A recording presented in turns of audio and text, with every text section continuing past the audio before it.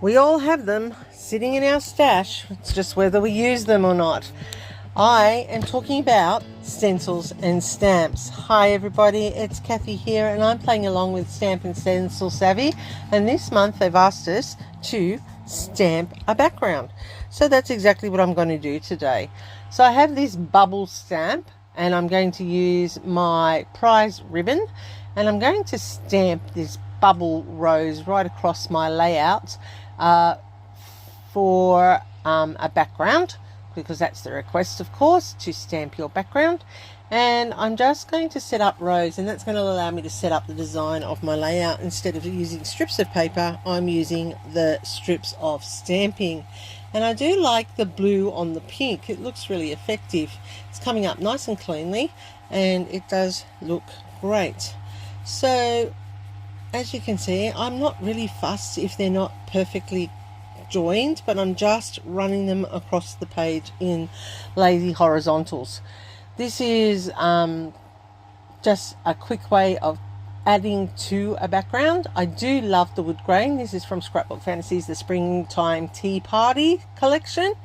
It's an older collection and I just love anything with wood grain, as you know, and the pink in this is just fabulous. Look at it, it's just a beautiful color.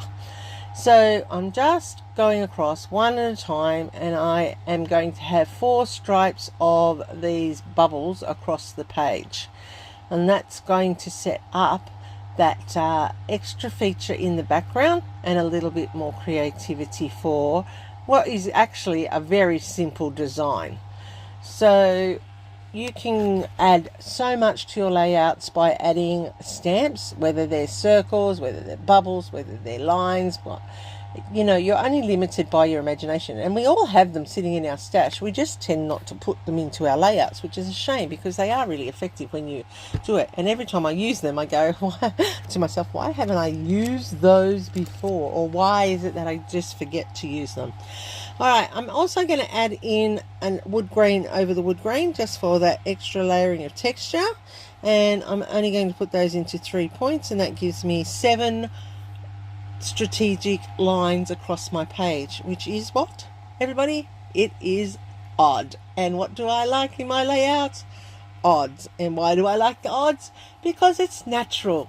It comes from Fibonacci number. Everything in nature is in odds, and that is why it is pleasing to the eye. And so that's why I've put just 3 strips of that wood grain and the 4 strips of the blue, and that's giving me the odds in the background.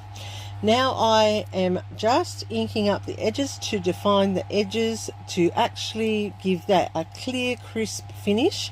You know I like my edges to be defined, and this is how I'm doing it today. I'm using the mahogany, and I forget its real name. Here it is. It's aged mahogany, and it's coming up beautifully on the pink and looks perfect for this layout. The next part of Stamp and Stencil, of course, is stenciling. So I am stenciling in here with some script, and I'm just putting it in strategic places around. I don't want too much of it, but I do want some script. And then that's the stamping and the stenciling for this hop completed. Now I have these 2 photos of my daughter. They are of her when we went to Kiama and the blowhole, and outside of where we were parked there was this street art painted onto the surf club. So I took these photos. One is of the kookaburra here, or the big blue kingfisher that you can see in the background, and the other one is of the whale. So I'm just putting those onto this page. I'm using circles as my theme. That would tie the stamping in. Then I have the bubble circle, which I have cut out using my dies, and I'm putting that all in on this layout.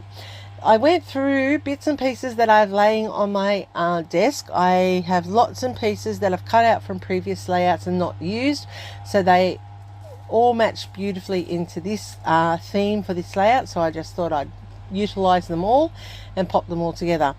I don't know about anyone else, but I seem to have an awful time with very thin nozzled glue. It just has such a hard time that I just can't get it to work. And when I do get it to work, it just then clogs up again, which is very painful and very annoying when I'm trying to scrap. I don't know. I have a pin and I have the lid in it. It doesn't matter what I do. It ends up being very difficult to work.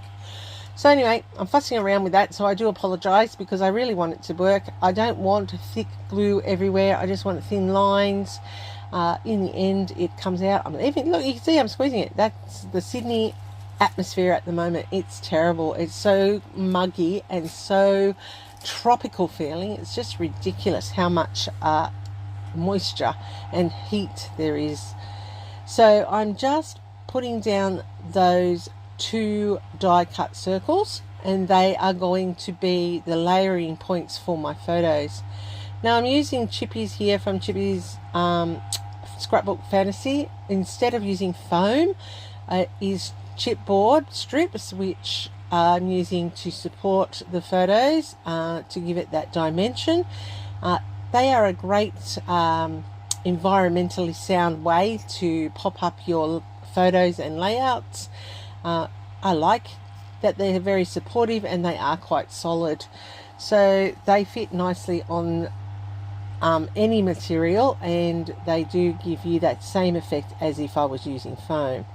So as I said, I've gone through all the bits and pieces that I have laying around in little packets on my desk, and I've pulled out all the pieces that I thought would be relevant for this layout, and I'm just layering them up and having a think where they're going to sit.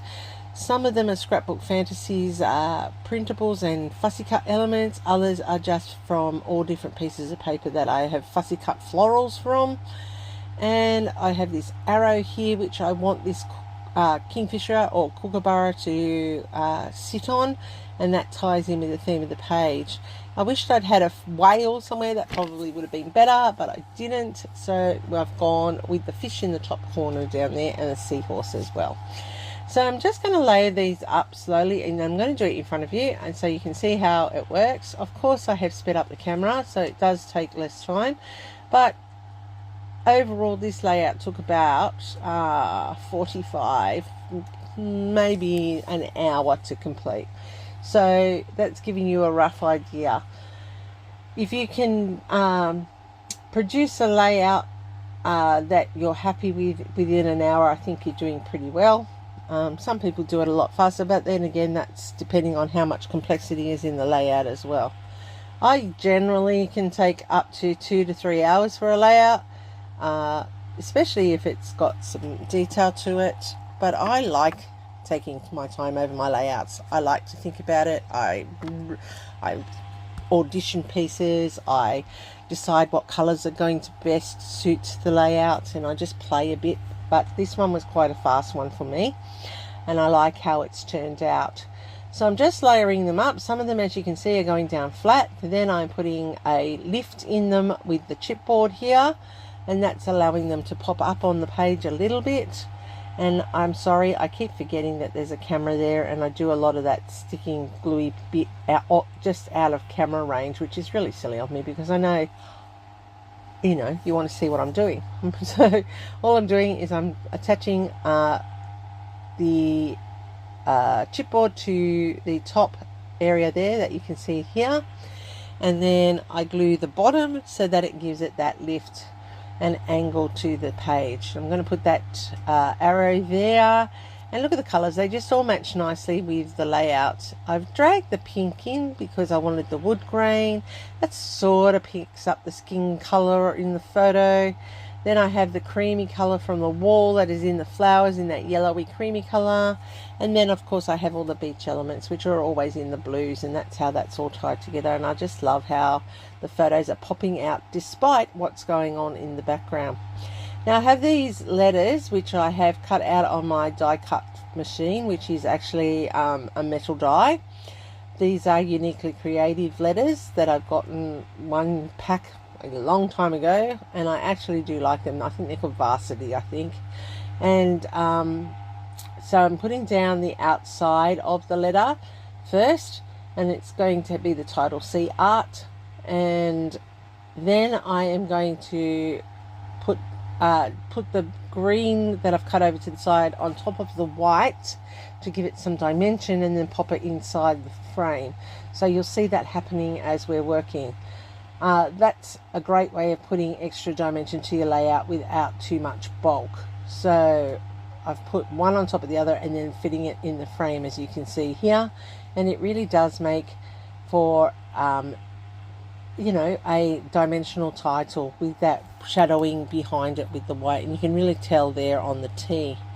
I like the colors of this layout. I think they're soft and they're subtle, and they remind me of, you know, a warm sunrise or a late sunset of the beach. So I think that works really nicely. You can do pretty much anything you like with your stamps. Especially when you're creating on your background, don't be afraid to have a go at stamping over paper. Look, the creators create their paper, of course they do, and they want you to showcase it, and they want you to use it, and they want you to have it as a feature on your layout. But how you use it as a feature on your layout is up to you. Adding stamping enhances it. That's why we do stamp and stencil on our layouts. It's just that little bit of artistic flair to make a little bit of a statement and a little bit of individuality. So don't be afraid to have a go. Use them, pull them out and see what you can create with them.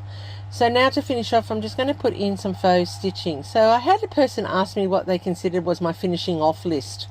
Well, generally I think it's these type of things: the edging around the edge of your layout, whether it's faux stitching or a messy border or a ruled border, as I've done sometimes. It could be stitching, but this is faux stitching. Another finishing touch that I add to layouts are Nuvo drops, as you can see here, and I'm doing my 3 here in my triangular shape to do the visual triangle. So Nuvo drops, stickles, or you know, pops of color, they all work there. Adding in the date and place and time, that's another finishing feature.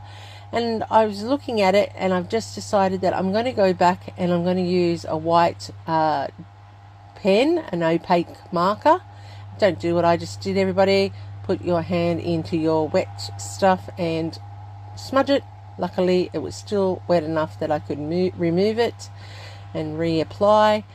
This is why you do all these dry works before you put the wet stuff to your page. You'd think I'd remember that, but no, I keep doing this over and over.